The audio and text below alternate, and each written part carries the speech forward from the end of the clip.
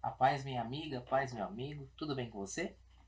Hoje eu gostaria de trazer uma reflexão, que nós vamos trazer uma reflexão bíblica, também com um pouco de uma reflexão filosófica. E aí o texto base para nós fazermos essa reflexão, Salmo número 139, verso 16. Os teus olhos me viram a substância ainda informe, e no teu livro foram escritos todos os meus dias, cada um deles, escrito e determinado, quando nenhum deles havia ainda. E esse versículo é bem interessante, porque o salmista vai trazer que Deus nos conhecia ainda quando éramos substância informe. E aí, quando nós vamos para a filosofia, tem um tratado de Agostinho que é bem interessante. Chama o Tratado das Ideias. Vou até colocar na descrição o link desse tratado. É algumas páginas. Não é muito simples, mas é muito legal de você acompanhar.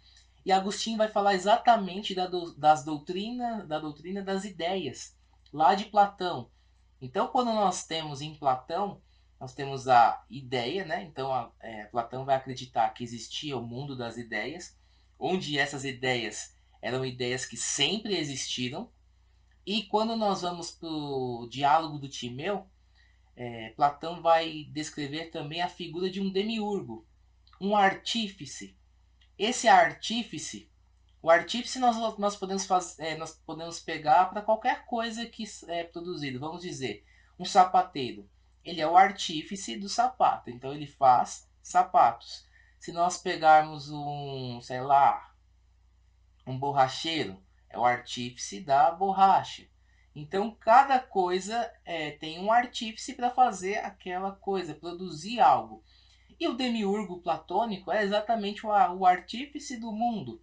Então, esse demiurgo, ele tinha o poder de contemplar as ideias, ele contemplava as ideias, e ao contemplar as ideias, ele pegava a matéria e produzia aquilo que ele contemplou as ideias.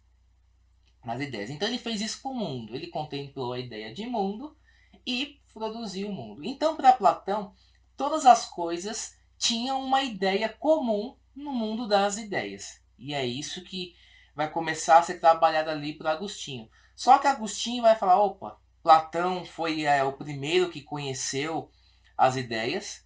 Foi o primeiro porque, quando fala que foi o primeiro que conheceu, não no sentido que foi o primeiro que soube das ideias, mas foi o primeiro que teve o conhecimento distinto do que era uma ideia.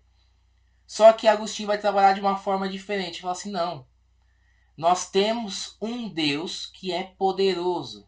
Nós temos um Deus que faz as coisas pela sua própria vontade. Não é igual esse demiurgo platônico, que apenas tem o poder de contemplar e produzir. Não. Esse nosso Deus, que é o Deus judaico cristão, é o Deus que faz as coisas pela sua própria vontade. Então ele quis criar e ele criou.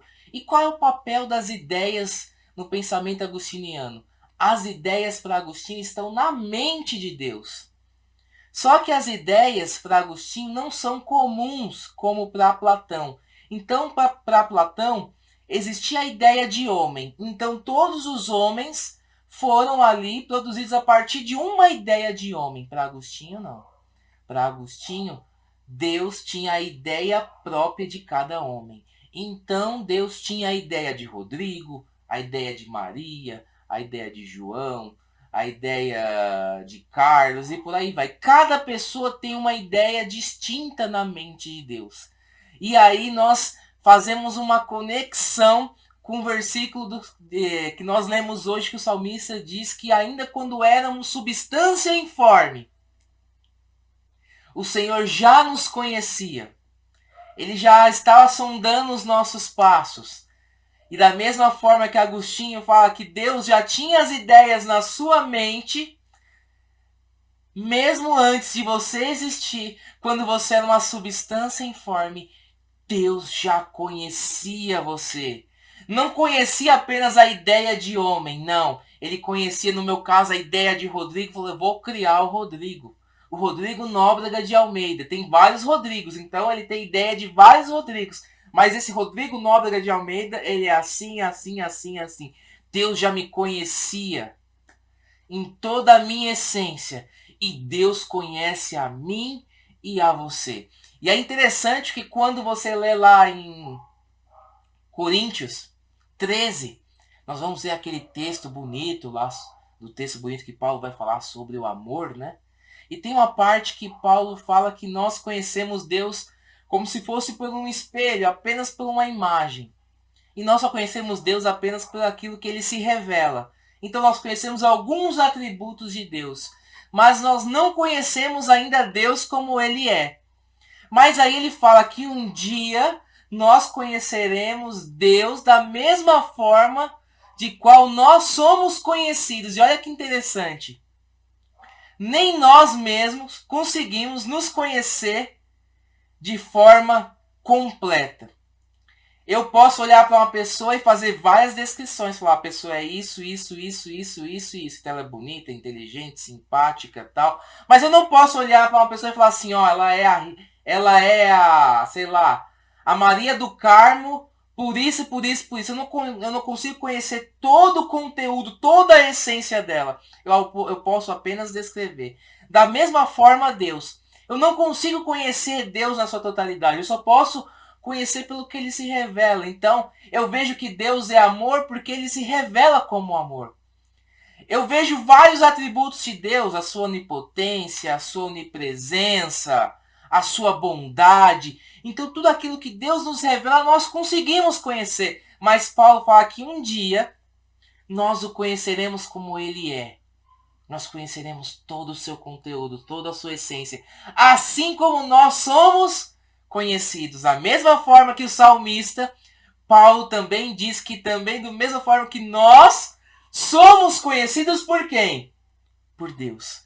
Então Deus conhece a mim, Deus conhece a você nos mínimos detalhes. E Ele já está escrevendo no seu livro a sua história. Ele já escreveu, na verdade. Está escrevendo? Não, já escreveu, porque Ele não está no tempo. Amém? Então essa é a reflexão aí, bíblica, filosófica, que nós trouxemos nessa quarta. Fique atento que na próxima quarta estaremos com vídeo novo. Fiquem com Deus. Até a próxima.